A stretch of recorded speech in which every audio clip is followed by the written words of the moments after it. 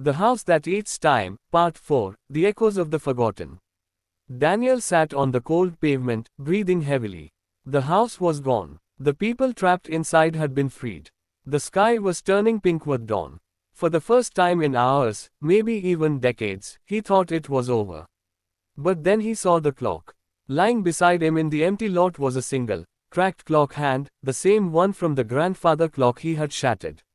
It pulsed faintly, a rhythmic heartbeat of something not entirely dead.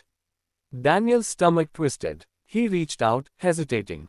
The moment his fingers brushed it, the world shifted. The city around him flickered, just for a second. The buildings warped, bending unnaturally. The people walking by turned into blurry shadows, then back again. Lena gasped. "Did you see that?" Daniel shot to his feet. "What the hell is happening?" The man in the disco suit, who had introduced himself as Ray, looked around, his eyes wide.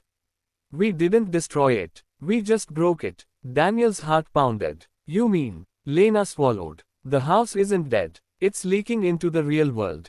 A cold wind swept through the street.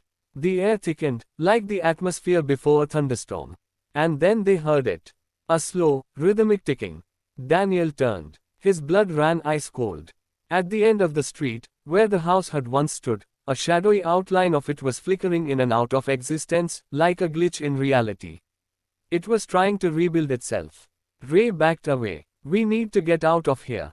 Now." But before they could move, the ground cracked open. Darkness bled from the cracks, swallowing the pavement like ink in water. The ticking grew louder, hammering against their skulls. The entire city seemed to be freezing in time, cars stuck mid-motion, people pausing mid-step. Then, from the shadows, something crawled out. It was tall, its limbs too long, its face twisted into an empty clock face. The hands on its face spun wildly, ticking down to something Daniel didn't want to know. It reached toward him. Lena screamed, yanking him back. "Run!" They bolted. The city had become a nightmare. Buildings flickered between decades, one moment futuristic, the next crumbling ruins from a lost past. The people around them distorted, shifting into figures from different centuries, like echoes trapped in time. The house wasn't just coming back. It was consuming reality itself. Daniel's mind raced. There had to be a way to stop it. The clock was the key, but he had already broken it. "Unless, we need to find the rest of the clock," he shouted over the chaos. "The pieces." Lena's eyes widened. "You think if we put it back together, we can shut it down for good?" Ray cursed. "Then let's move before we get erased." As they ran through the crumbling city, the air filled with whispers. "You can't escape. Time belongs to us." Tick, tick, tick.